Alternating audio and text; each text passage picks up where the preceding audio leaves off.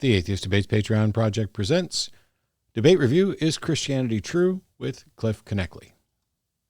Hey everybody, I've already posted the debate. It was done at Modern Day Debates like many of the others. There'll be a link down below if you want to go watch the entirety of the debate. Cliffe and I have debated several times. We've debated twice, I think, at Texas State and San Marcos. As a matter of fact, I've said many times when people are like, oh, is there a debate you think you lost? I think that I performed poorly in one of the debates, the first debate with Cliffe, as I'd been sick for days. And I think on the substance, I was still there, but he was a much more animated speaker and, did a better job of presenting his case. And I just kind of sat there kind of boring. And so since debates are somewhat performance-based, which is unfortunate, it'd be nice if we just present the evidence and reach a reasonable conclusion. If there was one debate I ever thought I could reasonably be viewed as losing, it might be that one. That's not true of the second debate that Cliffe and I did, or the third one, or this one, which I think is the fourth one, but this could be the fifth at this point. The subject was, is Christianity true? And I have my notes here. It's very brief. My notes occupy, about 10 lines. Because I got the time wrong for this debate, and when I was going to sit down to jot down my opening in an hour before the debate, I had 10 minutes. So what I jotted down was really simple. It says, Christianity true. That's the subject of the debate. Then my notes go, what criteria are we going to use to verify it? The next note is, if the same criteria confirms Islam or other religions or competing ideas, it's no good. The next concept, which I didn't even address, I don't think, was about using Narnia as an example of confusing the map for the place, that just because I have a map of Narnia that may be accurate to a description of Narnia, that all gets to a concept of Narnia, which doesn't tell you anything about the truth of the place of Narnia. Just like the Bible doesn't confirm Christianity, the Quran doesn't confirm Islam, Dianetics doesn't confirm Scientology. I had note in here to make specific points about the resurrection and God and perhaps Jesus's divinity, without really thinking about things like the Trinity, and what evidence confirms the claim. Usually in these, I have some fallacy or some idea that I think is relevant or likely to be relevant that I'd like to teach. And today, that day, that I was going to go for the fallacious line of reasoning that confuses the map for the place. And so I wanted to know what specific non-mundane facts can we verify for Christianity. The fact that there may be an itinerant rabbi, or that, here's a book and somebody claimed this. We need to know what specific facts we are actually able to verify.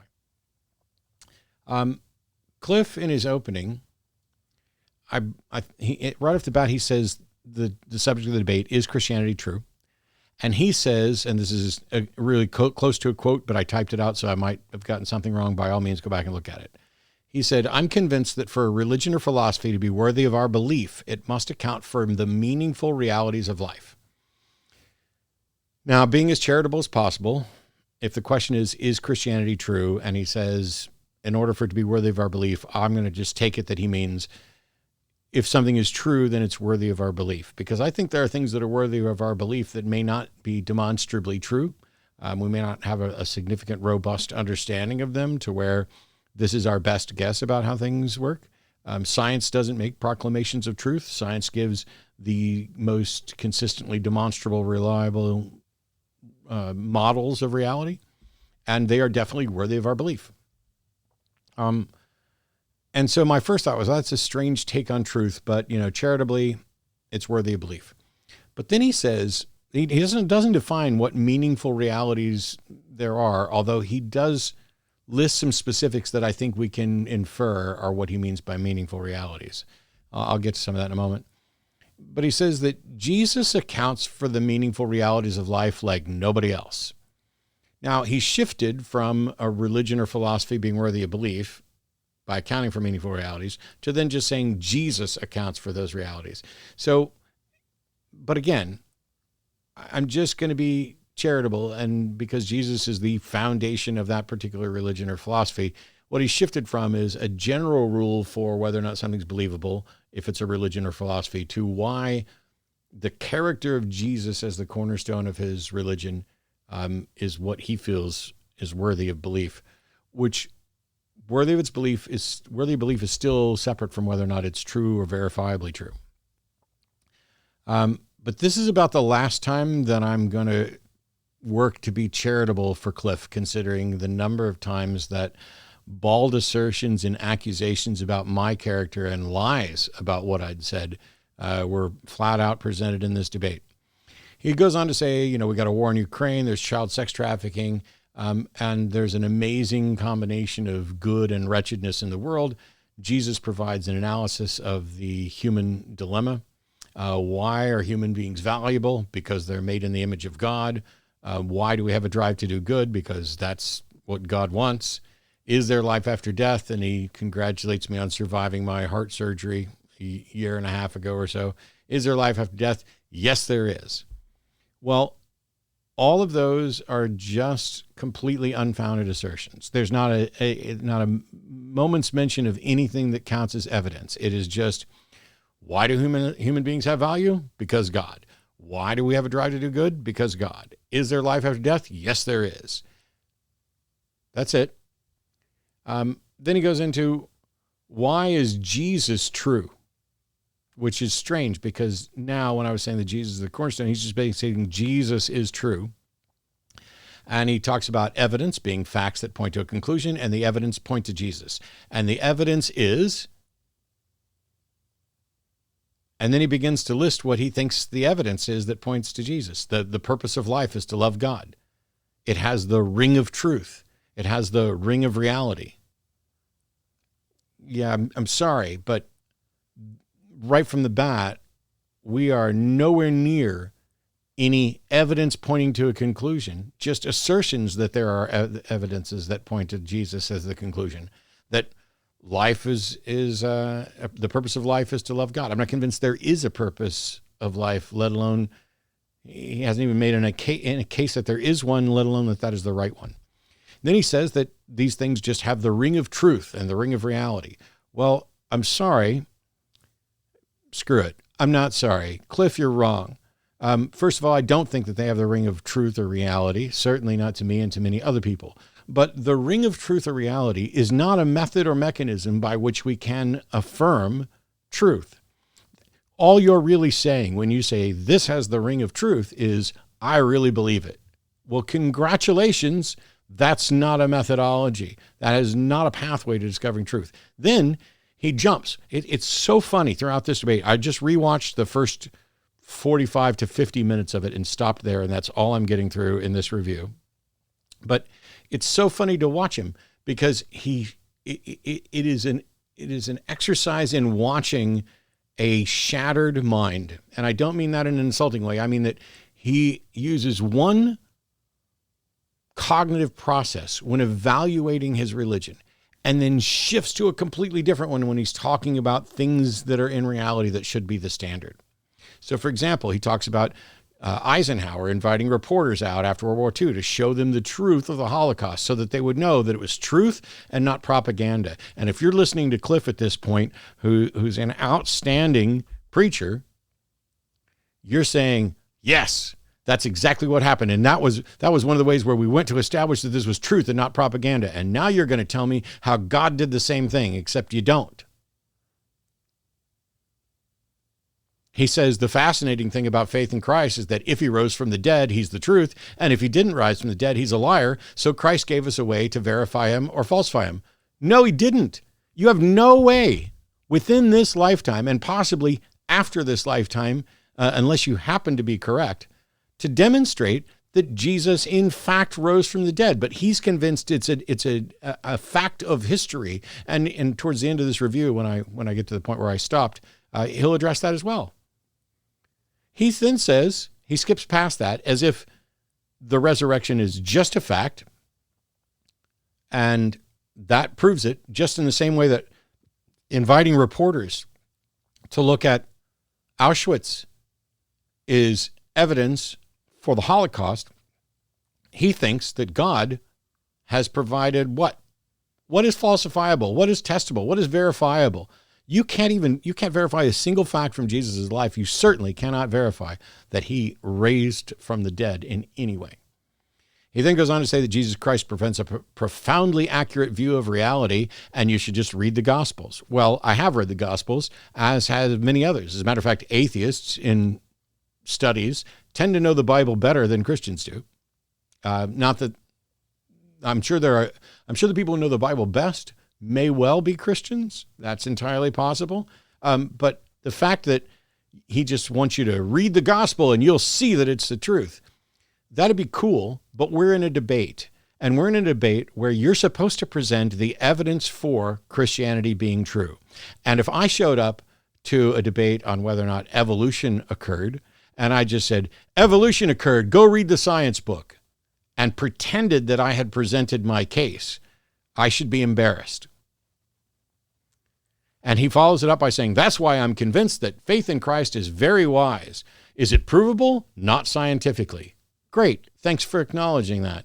But we're not here to debate whether or not Cliffe thinks faith in Christ is wise. We're here to debate whether or not Christianity is true. His entire opening statement, for which I think we have 10 minutes, was 6 minutes and 26 seconds with nothing of substance, zero evidence, just an acknowledge that he can't prove it scientifically because there's different types of claims. He's got to prove it, historically. Well, we get into these methods of verifying historical claims. In Cliffe's mind, it seems that if you can't personally see, touch, taste, smell, then there is no empirical evidence. And I tried to point out that everything you experience is in the past. What is the evidence that, I was born? You can't see, taste, touch the evidence that I was born or born at this hospital or born at this. So that's why we have documentation. And we have our confidence in the documentation is proportional to the chain of custody of that documentation, the likelihood that it could be faked, etc. It's not that just because something happened in the past, we can't have good evidence for it. The vast majority of everything, well, let's say everything happens in the past. There is no present. Your processing, even of what I just said, is now past tense, which is why I said. He then accuses me of suggesting that I'm saying truth is only that which can be scientifically verified. I have to interrupt at this point because that is absolutely not what I said. It's not what I implied. It's not what I alluded to. It is actually the antithesis of what my position is. And so right after my opening statement, where during his opening statement, he started by front-loading the word cynic, because later he's going to accuse me of being a cynic and not a true skeptic, as if Cliffe has any understanding of skepticism. He does not.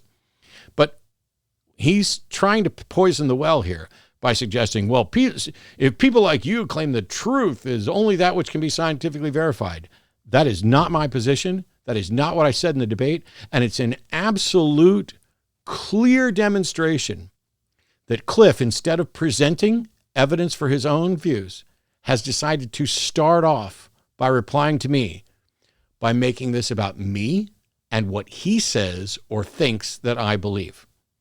Nobody could prove it to Matt. Matt's just too skeptical. Matt's not a real skeptic. Matt's a cynic. Matt thinks that only scientifically valid or verifiable things are true. Well, no, I think that science is the most consistently demonstrable pathway to an accurate understanding of the world that we would identify as truth. But I acknowledged his points on different paths to truth and different types of claims. His attempt to saddle me as a cynic rather than a skeptic was an absolutely blatantly honest admission that he had absolutely nothing to offer other than preaching and assertions. And so when we're talking about the types of claims, I asked him if he was suggesting that the resurrection of Jesus is in a category that is closer to a mental construct that you don't have access to than it is to an actual physical event. Let me run this by you again, because you can go watch it. But he was suggesting, because I'm of the view that if Jesus resurrected, it took place in space-time, and it's something that can and should have presented some actual empirical evidence for us to verify one way or another.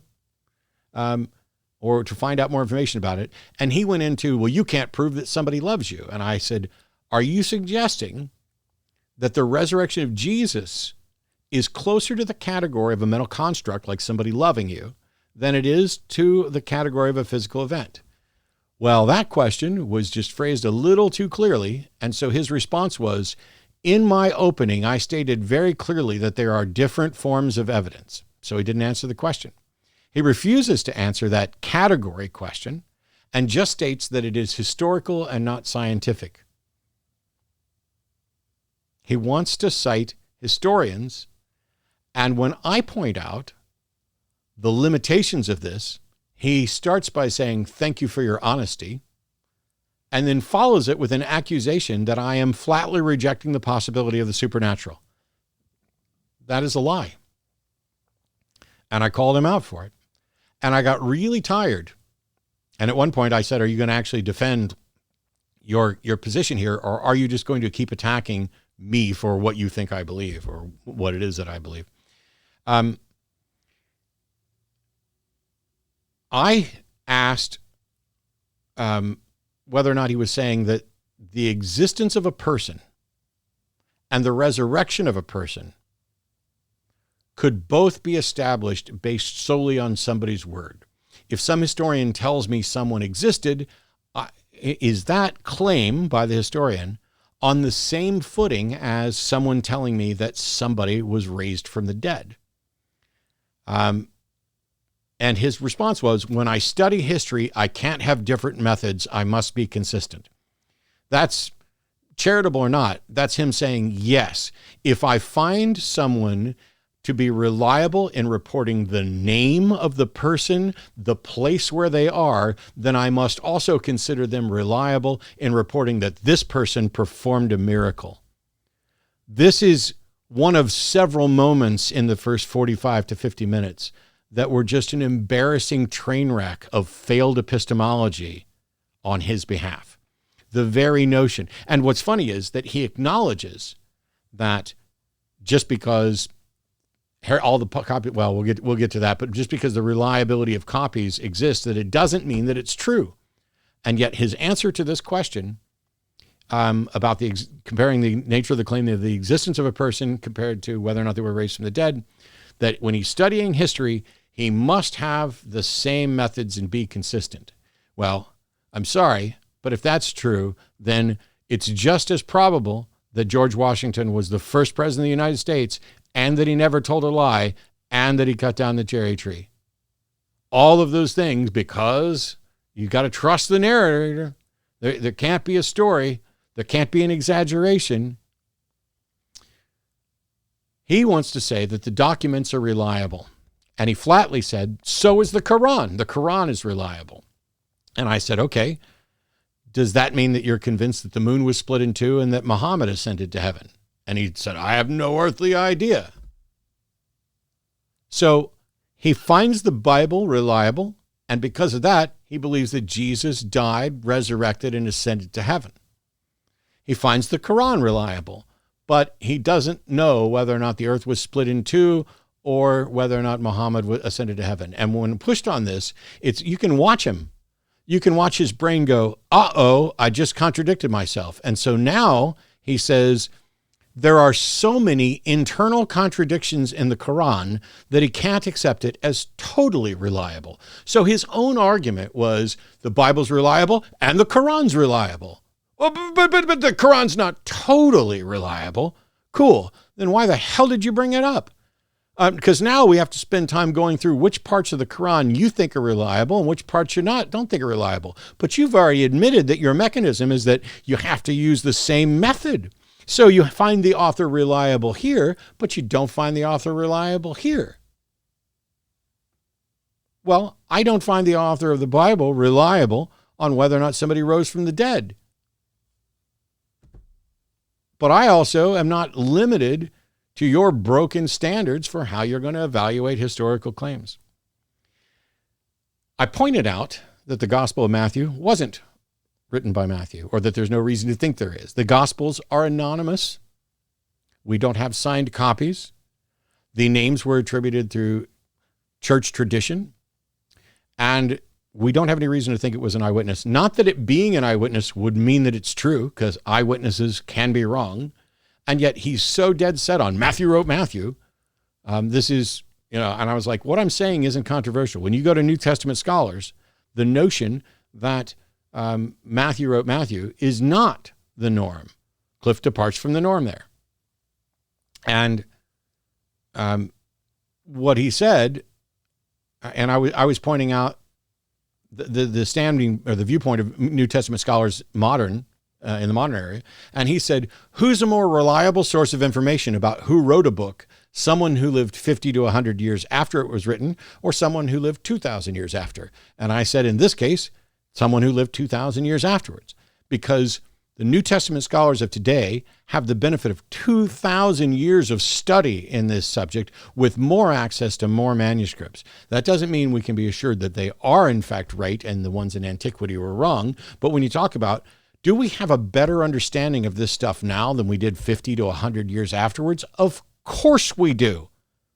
Not only am I not saying anything controversial, Cliffe just threw himself under the bus as advocating for the least reliable method for even determining authorship. I'm going to take the word of someone 2,000 years ago who we can't investigate and can't show that they knew anything about the authorship of this over people who are experts in literary evaluation, etc. And then he says, go read John Lennox, professor emeritus at Oxford, and go read about the first woman president at MIT. Well, Cliffe, thanks. When you suggest that I go read something, I'm going to. I didn't have to read anything about John Lennox because I'm already familiar with John Lennox, and I may in fact be debating at Oxford here fairly soon. I've got my new invitation recently that we'll have to work out the details on. But John Lennox is a mathematician who is also a committed Christian. I don't know what his take is on the authorship of the Gospels. I did try to do some search. I couldn't find anything in the short amount of time that I had for this. But also it doesn't matter because John Lennox isn't a New Testament scholar, has no demonstrable expertise in authorship. But I also, Cliffe, went and looked up Susan Hockfield, who was the first woman president of MIT. I did find a couple of things that referred to her as a Christian, and that's it. There's nothing in her bio. There's nothing in her Wikipedia article. There's nothing in her listing from MIT or from Yale or the various websites that she's associated with scientifically. There's nothing in there about her position on the authorship of the Gospels. But you may know that Susan thinks that the Gospel of Matthew was written by Matthew. I don't know that she does. But since that's what you suggested, let me just say that Susan Hockfield is a neuroscientist and not a New Testament scholar. I'm saying that what I'm pointing out isn't remotely controversial by New Testament scholars, and you want to point to two people who we can't find information on what their views are, and their position on those views has no real relevance because they're not New Testament scholars. Your methods are completely broken. Then he accused me of minimizing committed Christians as narrow-minded fundamentalists. That's a flat lie. I didn't paint anybody with that broad brush. Are there narrow-minded fundamentalists? You bet your ass. Is Cliffe one of them? I don't think that Cliffe's particularly fundamentalist. Narrow-minded? He might be a little narrow-minded when it comes to his misunderstanding of of methods of sound epistemology when it comes to evaluating claims, because he thinks that he has to just take people's word for it. If they're reliable about a place name, then they got to also be reliable about whether or not somebody rose from the dead. I don't know if that actually qualifies as narrow-minded, but the reason he raised this is he was really pissed off and animated, excuse me, because I referenced a tweet from someone who was citing the 5 generals of hell. I thought I was throwing a softball out there so that Cliffe could say, yeah, that's not representative of Christianity, so that I could say, okay, cool. What criteria are you going to use to determine the truth of what you call Christianity that would exclude what this other person thinks Christianity is? I didn't raise this, and during my opening, I specifically said I'm not saddling Cliffe with this view at all. The purpose was to evaluate methods of reaching conclusions about what was supposedly true. The subject is Christianity true? The methodology that we have to use to determine whether or not the claims of Christianity are true needs to be able to sort out the true claims about Christianity from the false claims about Christianity, something that I spend a great deal of time doing. I just recorded today another video about a problem in the Bible. How did Judas die? Is it a contradiction? I'm sitting here, pointing to atheists saying, be very careful. Some of these things you guys want to call contradictions aren't. But when I asked, what criteria are you going to use to demonstrate the truth of what you call Christianity that would exclude what this other thing Christianity is? And he lost it. He said, that Twitter that you used was a sad commentary on the stuff that you like to dabble in, Matt. That's scary. That's really scary. Well, I have no idea, Cliffe, what you mean by the stuff that I like to dabble in. I mean, that's a really ominous phrase there. I didn't make the tweet. It was posted by somebody who dislikes me but thinks they're the true Christian. It was a perfect example of a recent claim that I don't think is typical within Christianity, and yet how do you rule it out? That was it. I just wanted the criteria for how you rule it out. And Cliffe failed. He's consistently failed to present any criteria. Well, let me finish this. Any criteria that would actually rise to the task that he thinks it would. We're about to get to his criteria. And so he's like, well, I have to read them in context and respect literary styles.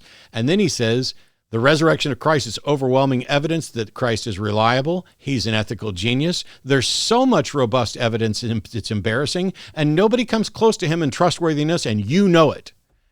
Let me tell you, that's a propaganda machine on full blast.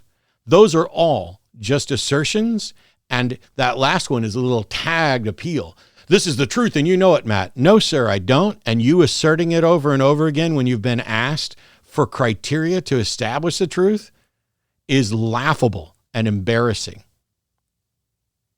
It is really sad to say, what's your criteria for the truth? And for you, I have to read it in context and respect literary style. The resurrection of Christ is overwhelming evidence that Christ is reliable. No, it's not, because you can't prove there was a resurrection. He's an ethical genius. Prove it. Prove he's an ethical genius. This is a debate.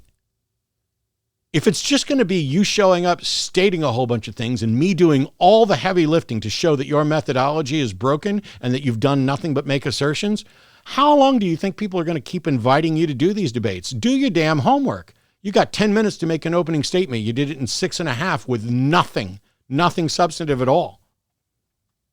Those are all just assertions. And when I objected and told him to stop claiming what I know, he then suggested, I don't have an open mind. I would know and understand this stuff if I had an open mind. Every time I turned around, instead of him presenting a methodology and defending it and showing how it was reliable, he was just attacking me.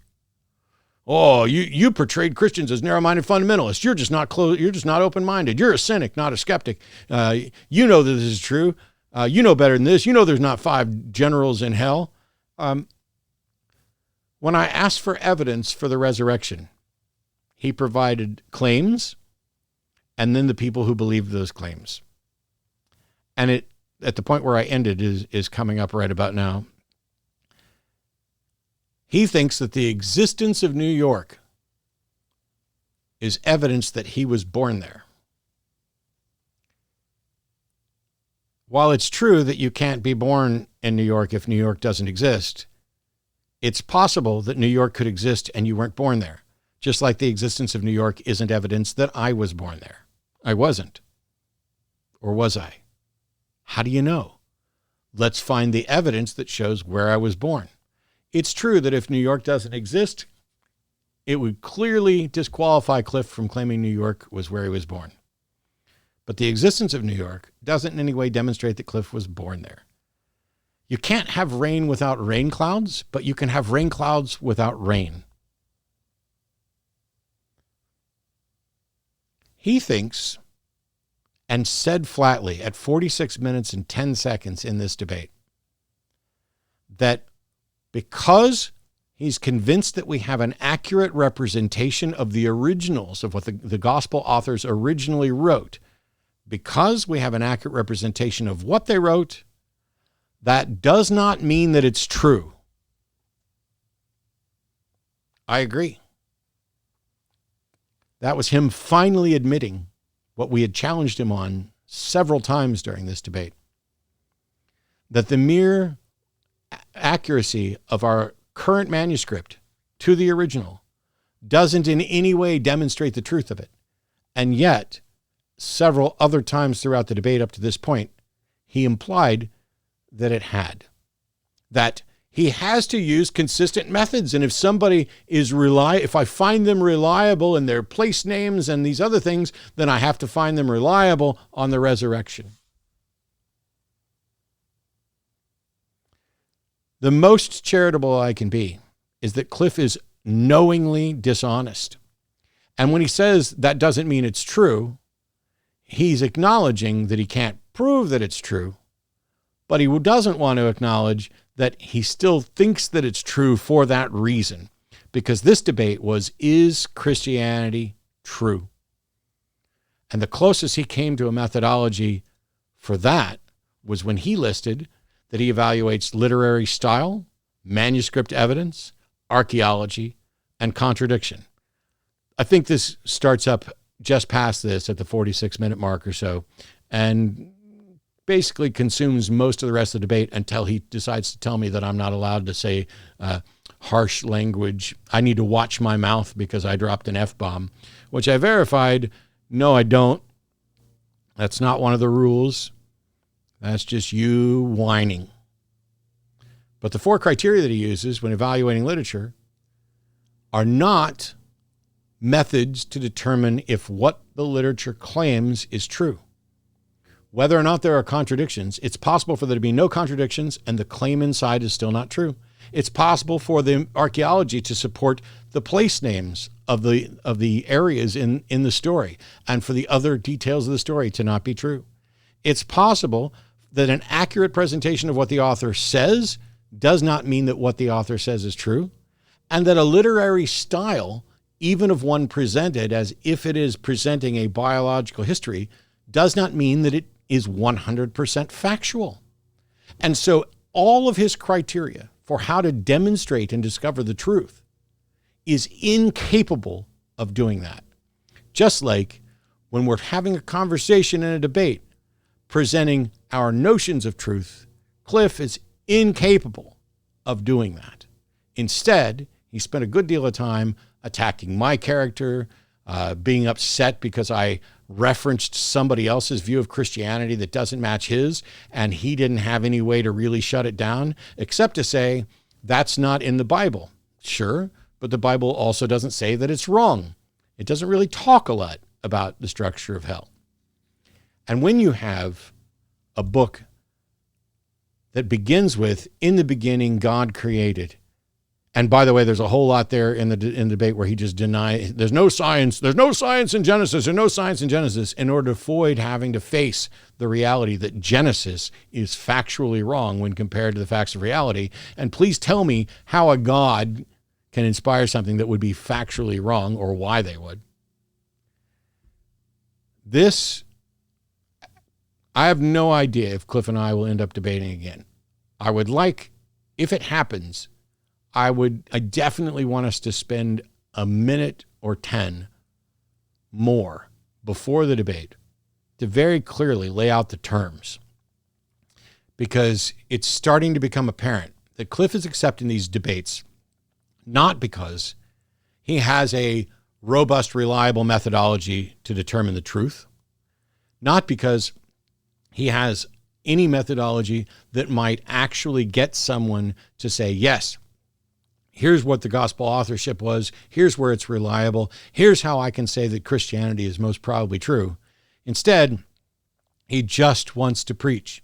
He goes into preaching mode, talking about, well, Jesus provides an explanation for meaning better than anybody else could, which has nothing to do with whether or not it's true. Well, these aren't claims I can prove scientifically. They're only claims I can prove historically. No. The fact that something is historical doesn't mean that you can necessarily prove that it's true. I can't prove that Jesus rose from the dead, and I can't prove that Jesus didn't rise from the dead.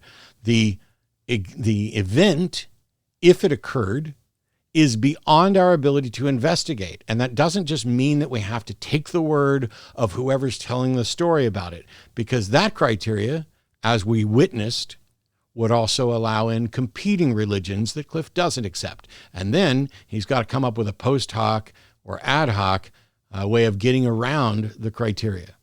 The criteria that he presented, while it is a good start to verifying that modern manuscripts accurately reflect the content of the original, that they've been translated reliably, that they reflect the message and significant points of the originals.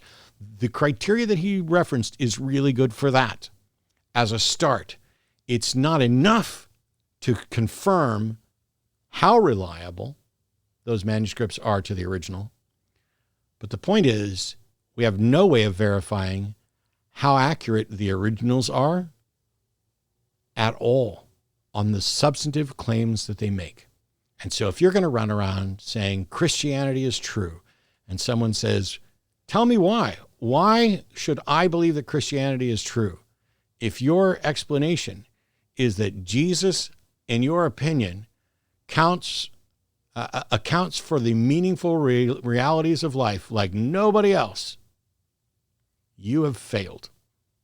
See you next time. Bye-bye.